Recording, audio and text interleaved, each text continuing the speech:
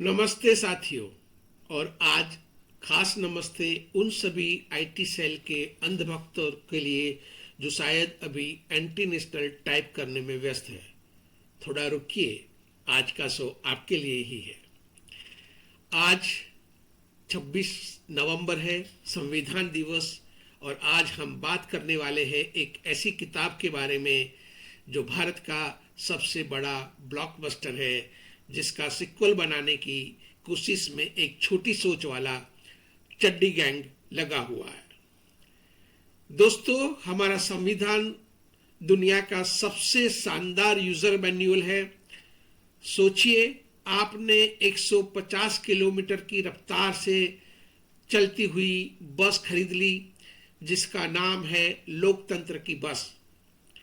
User manual ये बताता है कि ड्राइवर कोई भी हो, लेकिन बस उसी दिशा में चलेगी जो इस मैन्युअल में लिखी है, यानी कि न्याय, समानता, आजादी की तरह। लेकिन कुछ लोगों का ये मैन्युअल मॉडर्न लगता है। उन्हें तो पुराना जर्जर मनुस्मृति नाम का एक पुराना मैन्युअल पसंद है, चाहे बस सीधे खाई में ही ले जाने की सलाह देता है। आज हम इस पूरी कहानी, कॉमेडी और ट्रेजेडी देखेंगे।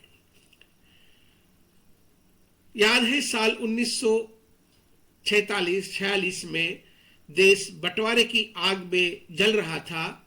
ऐसे में एक कमेटी बनी, एक किताब लिखना। ये किताब लिखना ऐसा ही है जैसे आपके पूरे परिवार के लिए एक विल लिखनी हो, जहां चाचा, ताऊ, बुआ, मौसी सभी लोग की अलग अलग डिमांड हो। और इस मुश्किल काम की कमान किसे सौंपी गई? डॉक्टर भीमराव अंबेडकर को। जी हाँ, वही आदमी जिसे जाति के नाम पर पानी पीने तक का हक नहीं था, अपने पूरे देश के लिए पानी का हक तैयार करने वाली किताब लिखी। अब यहाँ एक मजेदार भ्रम पैदा किया गया है। कुछ लोग कहते हैं असली सेफ तो BN राव थे। है ना मजेदार? सुनिए, BN राव को कॉन्स्टिट्यूशनल एडवाइजर कहा जाता है, पर असेंबली में उसका असली रोल कुछ और ही था। वो कोई संविधान शास्त्री टाइप भारी भरकम मार्गदर्शक नहीं थे।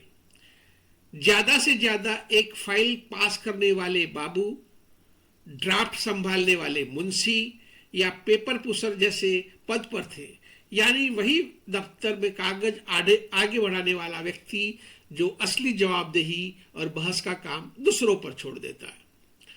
अंबेडकर जैसे लोग असेंबली में आग की तरह तर्क देते थे और राव साहब उस आग की राख झाड़कर फाइल में लगा देने वाले क्लर्क इन चीफ बड़े बाबू थे।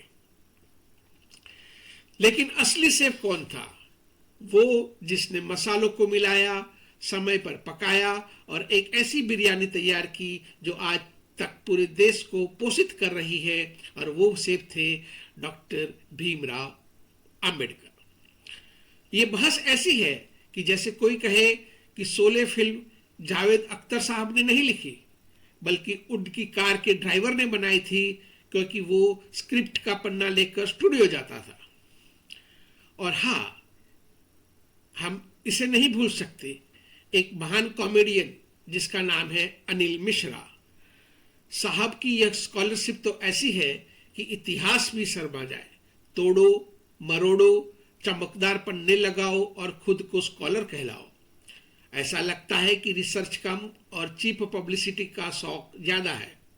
शायद प्रैक्टिस नहीं चल रही हो तो हेडलाइन में घुसकर थोड़ी रोशनी लेने की कोशिश कर रहे हो। इन्हीं दलीलें सुनकर तो लगता है टाइटैनिक जहाज कप्तान ने नहीं, बल्कि बर्फ काटने वाले मजदूर ने चलाया था। और साहब उसी भी फुटनोट्स में नोबेल दिलाने निकल पड़े हो। यह कोई साधारण गलती नहीं है, यह एक सोची समझी साजिश है। और यह साजिश है चड्डी गैंग की। व्हाट्सएप यूनिवर्सिटी से पढ़कर आए लोग बाबा साहब को उनकी ही कृति से मिटाना चाहते हैं। मैं एक शायरी कहूंगा, वो मिटाना चाहते हैं निशा उसका, पर लिख दिया है सत्य उनके माथे पर, जिसकी बुनियाद में है आंबेडकर की मेहनत, उस संविधान को मानेंगे हम जन्म जन्मांतर। किताब लिखना एक बात है, लेकिन उसे पास करवाना दूसरी बात। 100 से ज्यादा दिनों तक चली इस डिबेट को मैं कॉन्स्टिट्यूएंट असेंबली का युद्ध कहता हूं, और उसमें एक योद्धा की तरह अकेले खड़े थे हमारे बाबा साहब। जब कोई कहता केंद्र को इतनी ताकत मत दो, तो आंबेडकर साहब कहते, भैया नए नए चलने वाले बच्चे को क्रूज कंट्रोल नहीं दिया जा सकता, पहले ठीक से चलना सीख ले। जब कोई कहता यूनिफॉर्म सिविल कोड से धर्म खत्म हो जाएगा, तो वो कहते अगर आपके धर्म की नींव औरतों और बहुजनों को दबाने पर टिकी है तो उस धर्म को खत्म हो जाना चाहिए। जब कोई आरक्षण पर भोहे सिकोड़ता तो वो पूछते, आपने सदियों तक बहुजनों को दौड़ में शामिल नहीं होने गया और आप मुफ्त खोर बनकर मलाई चाटते रहे, और अब तो पीछे है तो थोड़ी छूट बनती ही है। उन्होंने सिर्फ किताब नहीं लिखी, उसे डिफेंड किया। उन्होंने कहा था मैं एक रिबेल हूं और रिबेल की तरह ही मरूंगा, और उन्होंने इस किताब में वही रिबेल स्पिरिट भर दी। और अब आते हैं आज के दौर में, जहां एक तरफ तो हमारा संविधान है और दूसरी तरफ है चड्डी गैंग और उसका पपेट शो। हमारे फेकू जी जो अनपढ़ तो है ही, जिनकी डिग्री से इतना तेज निकलता है कि वो किसी को दिखा नहीं सकते, क्योंकि अगर उनकी डिग्री अगर किसी ने देख ली तो हो सकता है कि वो तुरंत परमानेंट या टेम्पररी अंधा हो जाए, इसीलिए उनकी डिग्री नहीं दिखाई जा सकती। ऐसे हमारे फेकू जी जो है वो हर दूसरी स्पीच में हाफ पैंट पहनने की तारीफ करते हैं, उनके पुल बांधते हैं। लेकिन आधी पैंट कभी मासूमियत का प्रतीक नहीं है। आधी पैंट पहले बच्चे पहनते थे, लेकिन बच्चे मासूम होते थे, जिनके दिल में नफरत, चालाकी और सियासी खेल नहीं होते। पर यह चड्डी गैंग बाल सुलभ वेशभूषा शुरू से ही धोखा थी। बाहरी रूप बच्चा और अंदर फितरत चालाक, सांप्रदायिक, गरीब विरोधी और संविधान विरोधी। उनका असली चेहरा हमेशा सत्ता की सीढ़ियां ढूंढता रहा, कहीं भी इंसानियत, बराबरी या वतन परस्ती जैसी बातों की जगह नहीं थी।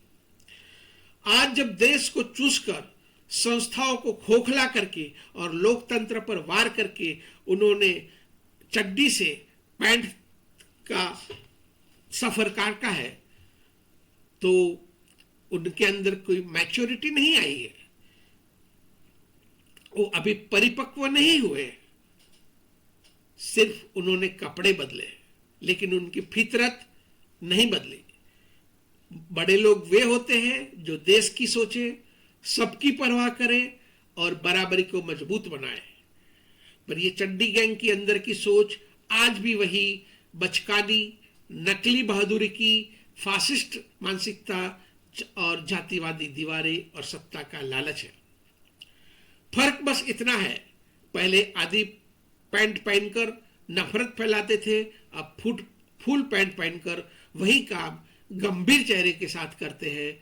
लेकिन परिपक्वता कपड़े से नहीं, नियत से आती है, और उनकी नियत आज भी वतन नहीं, बस वर्चस्व और नफरत की राजनीति है।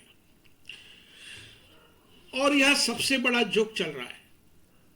हाफ पैंट वो संगठन है जिसने तिरंगे का बहिष्कार किया, संविधान का विरोध किया और जिसके गुरु हिटलर के फैन क्लब मेंबर थे।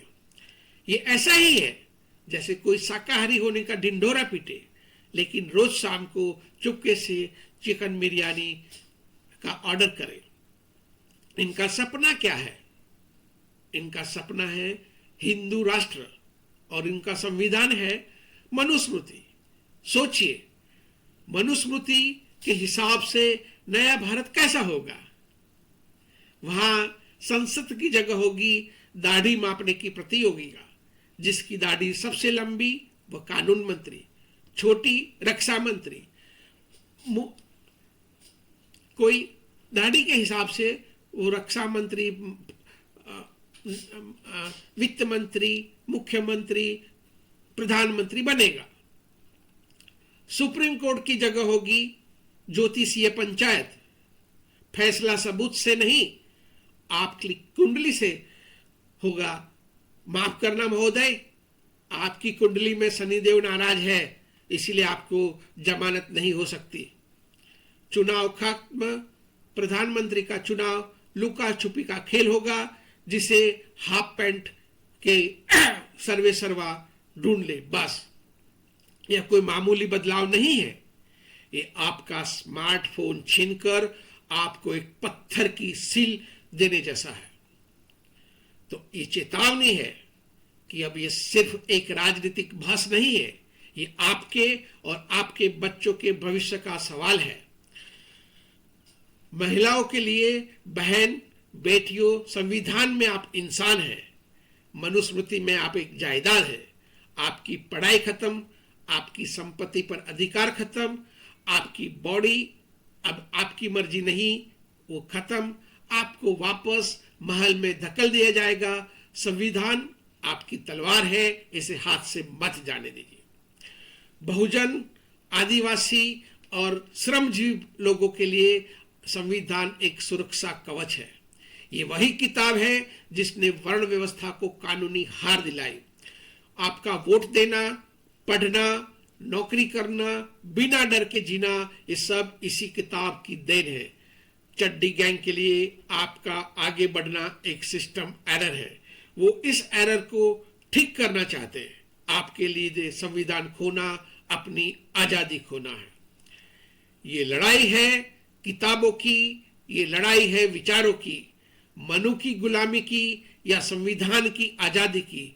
एक किताब बांटती है, जन्म जन्म का फासला, एक किताब जोड़ती है, करती है सबका स्वागत, सबका स्वागत, सबका स्वागत। तो दोस्तों, आज संविधान दिवस पर केक काटने से ज्यादा जरूरी काम है, और वह है जागने का, खुद जागने का, सवाल करने का, बोलने का और दूसरों को जगाने का। अब भी कोई अनिल मिश्रा जैसा कार्टूनिस्ट झूठ फैक्ट्री चलाए, उसे चैलेंज करिए। जब भी कोई कठपुतली, अनपढ़, हाफ पैंट की तारीफ करे, उसे विरोधाभास को दिखाइए।